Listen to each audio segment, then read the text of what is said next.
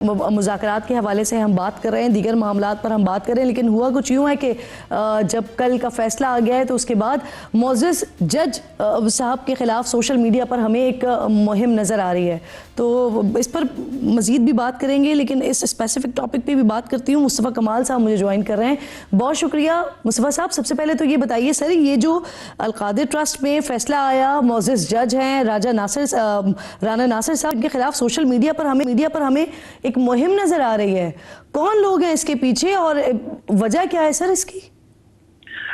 देखिए, ये मुझे थोड़ा सा अब मुझे मौका दें तो मैं बात करूं। देखिए, ये इस केस को अगर आप थोड़ा सा देखें ना कि ये हो क्या रहा है बेसिकली, और ये बड़ी बदकिस्मती है मुल्क की भी और पीटीआई की तरफ। एक्चुअली जिस दिन से खातून अव्वल हैं और चीन में इमरान खान के साथ की जो है वो प्रैक्टिकल सारी सिचुएशन में जो वज़ीर-ए-आज़म बने, तो सबसे पहले तो उन्होंने फारिग किया ओन चौधरी को। ओन चौधरी ने सारे काटे वज़ीर-ए-आज़म की ओथ टेकिंग के, और उसके बाद उसको भी मैसेज आ गया कि भाई ख्वाब आया है कि उसने नहीं आना, वरना वज़ारत उज़्मा नहीं रहेगी। फिर फारिग हुए जहांगीर तरीन। फिर उसके बाद अलीम खान को वज़ारत आला नहीं मिलनी थी, तो बुज़दार साहब को मिलना था। फिर फारिग हुए अलीम खान साहब। करते करते करते करते करते आज ये जो सब कुछ है ना, मुझे लोग ये कहते हैं कि इमरान खान साहब को जानते हैं कि इमरान खान साहब पैसों के मामले में करप्ट जो है वो नहीं है। मुझे इसका पता नहीं है एनीवे, बट अल्लाह ताला ने उनकी नाक के नीचे उनके घर में, हमने ऑडियो सुनी है ना टीवी पे कि खातून अव्वल साहिबा कैसे जो डांट रही हैं कि तस्वीर क्यों खींची, गिफ्ट्स की। हमने ये देखा है ना कि फरक बोगी के जरिए कैसे जो है वो सारा सामान शिफ्ट हुआ बाहर, और वो बिका, बदनामी हुई। और ये सारा केस भी मैं 100% मेरा ये तज्जिया है कि ये अल-क़ादिर ट्रस्ट का ख्याल जो है वो इमरान खान साहब को नहीं आया होगा। ये तो बुशरा बीबी साहिबा जो उनकी खातून अव्वल है, ये उनकी दिमाग की जो है वो पैदावार है, और इसमें पूरा गेम है। आई मीन अल-क़ादिर ट्रस्ट नाम इतना मोतबर, और उसमें फरक होगी और जो है वो दूसरे वो जुल्फ़े बुखारी, तो मुर्शिद और जो है वो पीर और मुर्शिद का सारा गेम है सारा। तो वो ये सब कुछ करते करते करते आज जो है वो जिसको वो पूरी दुनिया को चोर कहते थे, डाकू कहते थे, अल्लाह ताला ने कुछ जो है वो ऐसा निज़ाम कर दिया कि उनके घर में अपने ऐसी कार्रवाइयां डल गई कि आज वो पार्टी भी फारिग हो गई है, खुद भी सजा पा चुके हैं, और ये सारी दुनिया में जो भी चीजें प्रूव हो गई। अब उसके बाद वो जज को कुछ कहें, जजेस को ट्रोल करें, पॉलिटिशियंस को ट्रोल करें। अब मुझे लगता है कि लोग इम्यून हो जाना चाहिए लोगों को कि इनसे कोई अच्छी एक्सपेक्टेशन आप क्यों रखते हैं, या क्या आपको ये ऐसा ख्याल आ जाए कि आप ये कुछ नहीं करेंगे। अच्छा, तो मुझे नहीं लगता है कि इसमें कोई, और अब इसकी कोई सीरियसनेस रह नहीं गई। अच्छा सर, जो राजा साहब की जी प्लीज कंप्लीट कर लें। 30 सेकंड और मैं यहाँ पर मैं ये भी सोचता हूँ कि ये जो आज के मौजूदा आर्मी चीफ है, ये जब DGISI थे तो इन्होंने इन्हीं खातून अव्वल की सारी कारगुजारी जो है ना उस वक्त के वज़ीर-ए-आज़म इमरान खान को जाकर पेश कर दी थी कि भाई आपके घर में ये कुछ हो रहा है।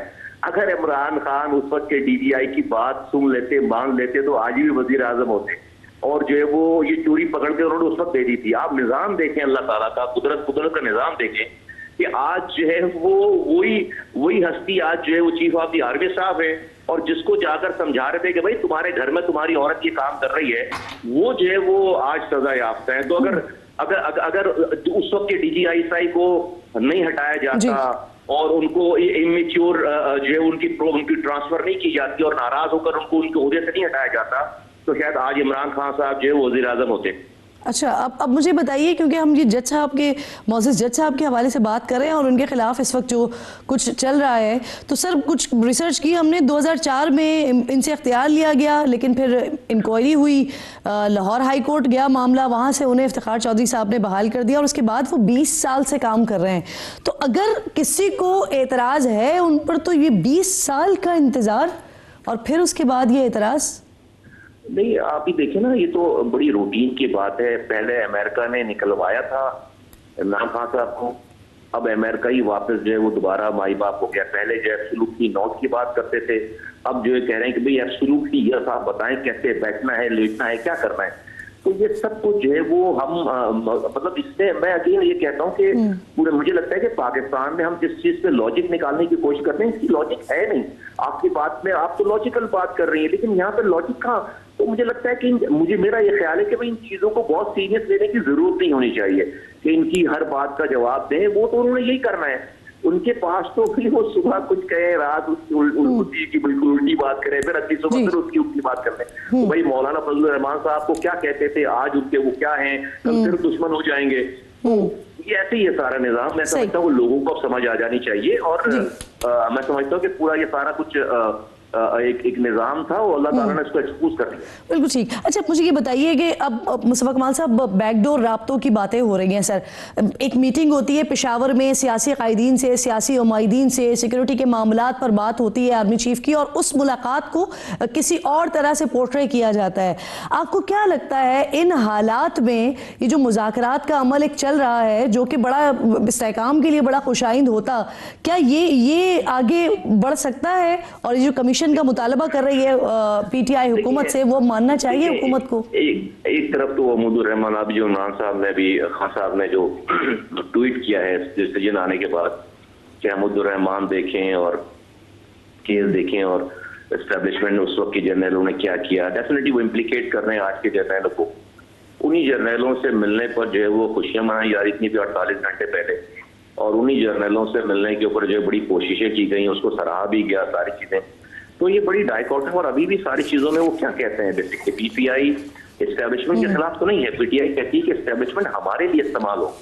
वो तो इस बात के खिलाफ है कि एस्टेब्लिशमेंट जो है वो उनकी हिमायत क्यों नहीं कर रहे। वो तो कहीं से भी ये जो एक गलत कॉन्सेप्ट है कि भाई पीटीआई जो एस्टेब्लिशमेंट एंटी एस्टेब्लिशमेंट जमात नहीं, वो कहते हैं भाई हमें आप अपना बच्चा बनाएं, हम आपके जो है वो ताबेदार हैं, आप जो है वो दूसरी तरफ कहाँ जा रहे हैं। ये है सारा मसला।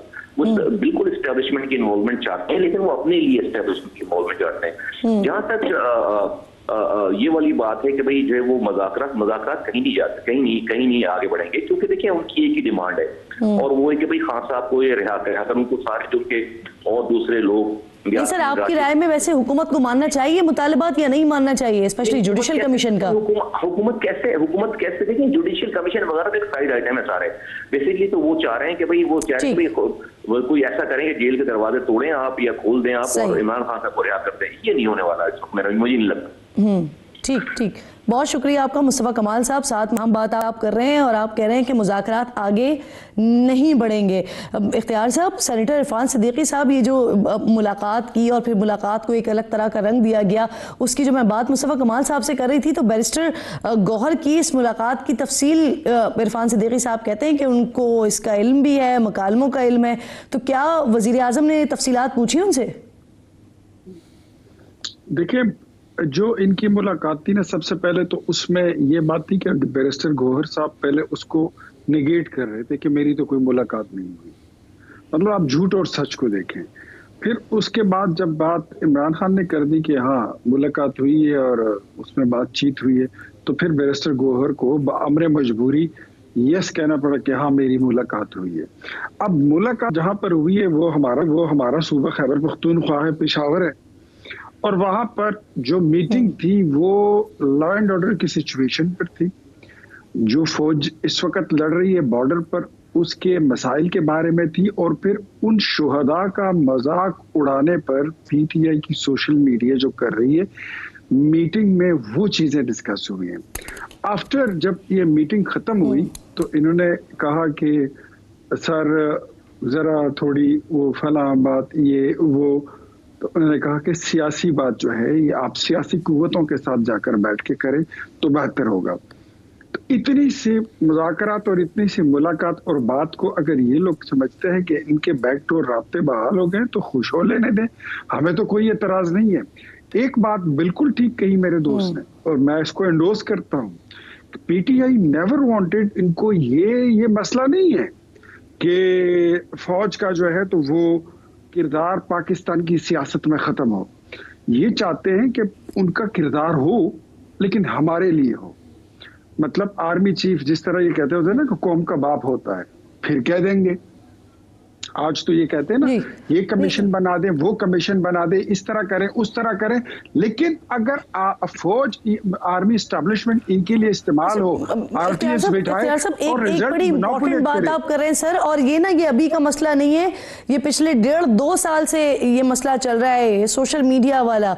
तो जो आप बात कर रहे हैं कि उस मीटिंग में सोशल मीडिया पर जो कुछ चल रहा है, होता है, जो मुहिम चल रही होती है, उस पर बात की गई, तो फिर उस पर पीटीआई ने क्या मौक़िफ़ दिया अपना? पीटीआई के पास अपना मौक़िफ़ देने के लिए इसमें कुछ है? Do you think so?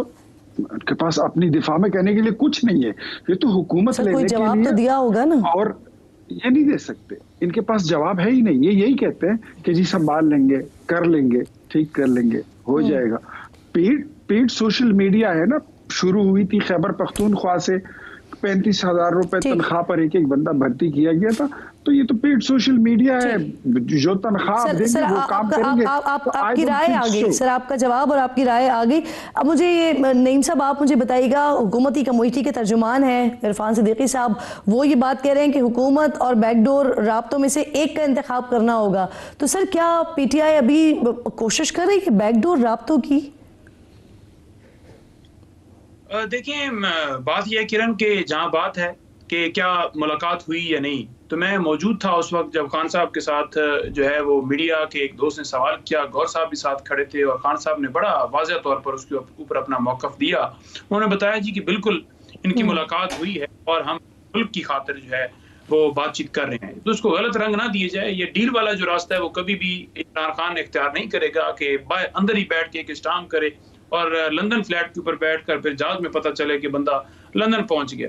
तो वो खुल के बैठा है और इस मुल्क की खातिर जो है ये देखें, अगर डिमांड भी की जा रही है तो क्या है, हम कह रहे हैं कि कमीशन बनाया जाए और हम कह रहे हैं कि जो सियासी कैदी उनको रिहा किया जाए। अब हमारी तरफ से जो सीरियसनेस थी तो वो तो पहले दिन से नजर आ गई कि जब हमने अपने मुतालबात भी रख दिए, कमेटी भी तश्कील दे दी और फिर इनको इतना टाइम दिया। हम अभी भी टाइम दिया कि 7 दिन का टाइम में अगर नहीं खत्म इसके ऊपर कमीशन बनता तो फिर डेफिनेटली हमारे पास क्या वापस ही सर, आप लोगों ने कमेटी बनाई है असद कैसर साहब की सरबराही में, इंसानी हुकूक की कमेटी, तो सर क्या वो इंटरनेशनली इंगेज करेगी, जिसका अलीमा खान साहिबा भी इशारा दे रही थी? जी बिल्कुल, ये कमेटी बनाई गई है, उस कमेटी के वो चेयरमैन बने हैं या कन्वीनर बने हैं, तो उसमें मैं भी शामिल हूं और हम बिल्कुल इस मामले को पूरी दुनिया में उठाएंगे। पूरी दुनिया में ऑर्गेनाइजेशंस हैं ह्यूमन राइट्स के हवाले से, वो तमाम के सामने और हम हर उजागर करेंगे। फिर हम एक इस्लामाबाद के अंदर भी कन्वेंशन करने जा रहे हैं, हम दावत देंगे, तमाम सफीरों को दावत देंगे, उनको बताएंगे कि ये पाकिस्तान के अंदर हुआ, ऐसे पाकिस्तान के लोगों के ऊपर गोली चलाई गई, ऐसे तशद्दुद किया गया, ऐसे फैमिलीज को थ्रेट्स किए गए कि किस तरह उनके जो है बच्चे जो है वो शहीद किए गए, फिर उसके बाद उनको केस परसू ना किया जाए या उनके ऊपर बात ना की जाए। और यही अगर मैं देखूं कि ये मामला अगर हम किसी बुनियादी हकूक के हवाले से अगर किसी जगह पर उठाते हैं तो क्या कोई गलत है? क्या ये उठाना गलत है? एक बंदा पिछले शो के अंदर बात कि हमें पहले पता था कि ये लेकर